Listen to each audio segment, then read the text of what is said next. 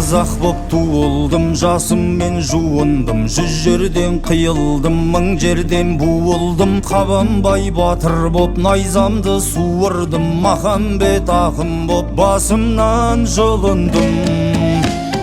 Аштықпен қырылдым, қастықпен жығылдым, жерімнен қуылдым, еліммен шұбырдым. Аяусыз тоңдырды аязы Сібірдің, тамұқта жатсам да жарыққа жүгірдім.